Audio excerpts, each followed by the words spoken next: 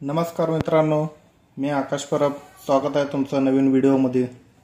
आज आपण शिकणार आहोत नंबर सिस्टीम म्हणजे संख्या पद्धती.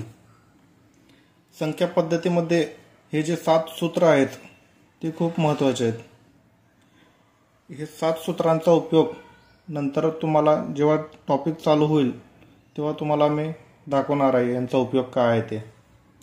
आता आपण बघणार आहोत सलग येणाऱ्या संख्यांची बेरीज करणे.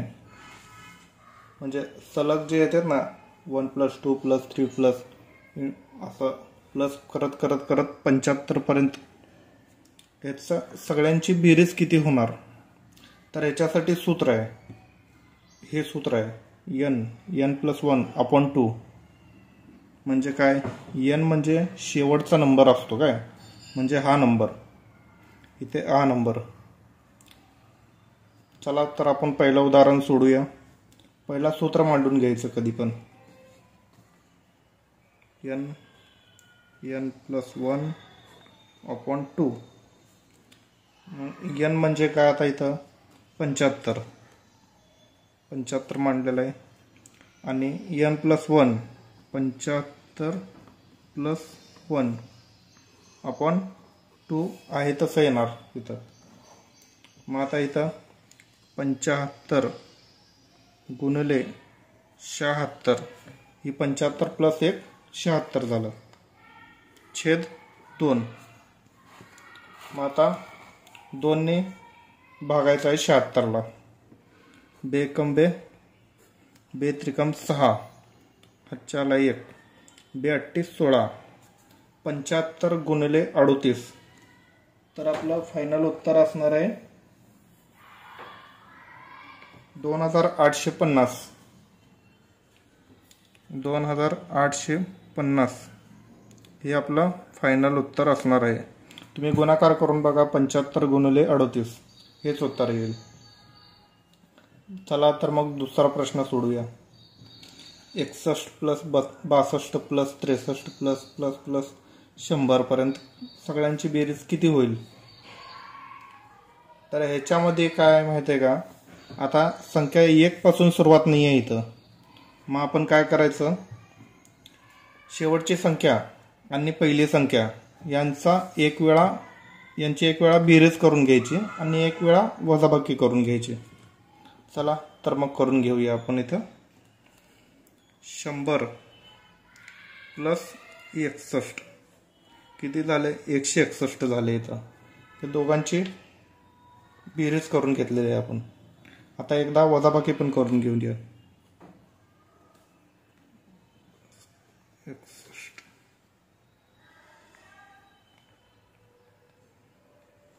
39. आता इथं काय झालं माहिती आहे का, 61 ही संख्या सुद्धा वजा झाल्यामुळं आपण काय करायचं, +1 करायचं याच्यामध्ये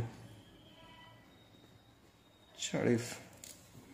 मग आता इथं हे सूत्र सेम लागू होईल असंच नाही. इथं काय करायचं, आता 161 गुणिले 40 छेद 2. आता 2 ने भागायचं 40ला. बेकम 2, 2 20 40. 161 गुणिले 20 किती झाले, तर 0 आहे तसं लिहायचं इथं. बेकम 2, बेसंग 12ला 2 हातचाला 1, बेकम 2 आणि 1 3, 3220 हे आपलं फायनल उत्तर आहे. आता उदाहरण क्रमांक 3 हे तुम्ही मला ह्याचा आन्सर मला कमेंटमध्ये सांगायचं आहे. तर मग आपण बघूयात सलग येणाऱ्या वर्गमूळ संख्यांची बेरीज करणे. म्हणजे संख्या वर्गात असेल आणि +++ असेल तर त्यांची बेरीज कसं काढायची. आता ह्याच्यासाठी सुद्धा सूत्र वेगळं आहे. n + 1 2n + 1/6 हे सूत्र आहे. आता हे सूत्र आपण मांडून घेऊ पहिल्यांदा. n + 1 2n + 1/6. मग आता ह्याच्यामध्ये n म्हणजे काय, आपली शेवटची संख्या आहे ते तर आपण हे केलेलं आहे. n म्हणजे 15. आता इथं 15, इथं 15 प्लस 1 आणि इथं 2 गुणिले 15 प्लस 1 असं येतं इथं भागिले 6. मग आता ह्याच्यामध्ये सगळ्यांचा गुणाकार येतो इथं. मग आता हे आपण सॉल्व करून घेऊ. पहिला 15 गुणिले 16 गुणिले 15 दोन्ही 30 आणि 1 31 छेद 6. मग आता 6ने कशाला भाग जातं का? नाही जात. तर 2ने घालवायचं. 2 त्रिकम 6, 2 अट्टी 16, 3 एकम 3, 3 पाची 15. आता या तिघांचा गुणाकार होत आहे 1240. हे आपलं फायनल उत्तर असेल.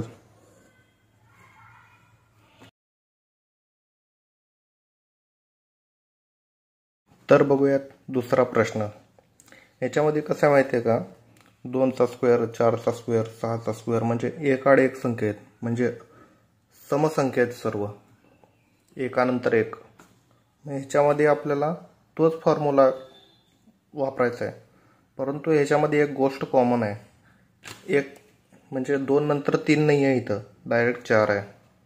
मग ह्याच्यामध्ये काय करायचं? आपण फॉर्म्युला मांडून घ्यायचं. पहिला आपला काय फॉर्म्युला?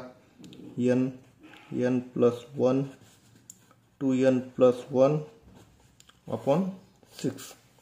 ह्याच्यामध्ये काय करायचं माहिती आहे का? आता 2चा स्क्वेअर जे आहे ना हे ते कॉमन काढून घ्यायचं. मग इथं 2चा स्क्वेअर कॉमन काढल्यानंतर इथं काय होणार? 1चा स्क्वेअर प्लस इथं काय होणार? 2चा स्क्वेअर प्लस इथं काय होणार? 3चा स्क्वेअर प्लस असं करत इथं काय होणार? 20चा स्क्वेअर असं होणार. मग आता आपल्याला आपली पहिली स्टेप भेटलेली आहे. मग इथं काय करायचं? आपण सूत्रामध्ये n भेटलेला आहे आपल्याला, सूत्रामध्ये मांडून घ्यायचं. 2चा स्क्वेअर गुणिले n म्हणजे किती आहे आता? 20. n म्हणजे किती आहे आता? 20. मग 20 गुणिले n प्लस 1 21 गुणिले 2n प्लस 1 म्हणजेच 41 छेद 6. आता आपण भाग घालून घेऊयात. 2 एकम 2, 2 त्रिकम 6, 3 एकम 3, 3 7 21. मग आता इथं काय राहिलं? 2चा स्क्वेअर गुणिले 0 म्हणजे 10 आहे गुणिले 7 गुणिले 41. आता या सर्वांचा गुणाकार 11,480 होत आहे. तुम्ही गुणाकार करून घ्या आणि कमेंटमध्ये बरोबर आहे का नाही ते सांगा.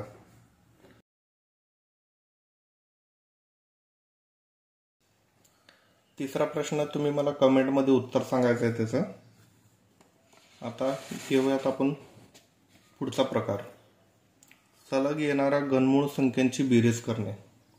आता ह्याच्यासाठी सूत्र आपण पहिला जे बघितलं होतं ना, सलग येणाऱ्या संख्यांची बेरीज कसे करणे, सेम त्या प्रकारेच आहे. फक्त इथं वरती स्क्वेअर करायचं आहे, यांचा वर्ग करायचा आहे.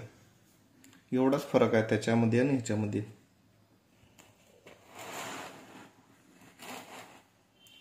मग आता इथं सूत्र मांडून घेऊया आपण पहिल्यांदा.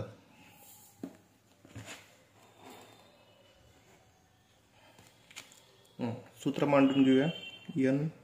n प्लस 1 अपॉन 2 आणि कंसाचा वर्ग म्हणजे या सगळ्यांचा वर्ग आहे.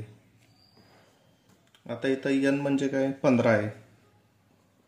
15 गुणिले n प्लस 1 16 छेद 2 आणि कंसाचा वर्ग. आता इथं 2ने भाग घालवायचा आहे 16ला.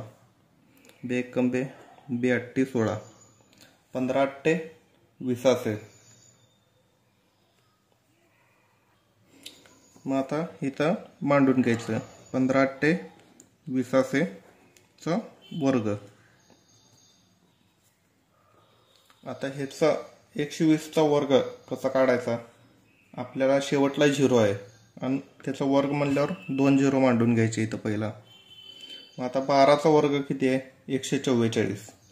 144 मांडून घ्यायचं. हे आपलं उत्तर असणार आहे. आणि हा दुसरा प्रश्न तुम्ही मला कमेंटमध्ये उत्तर द्यायचं आहे त्याचं.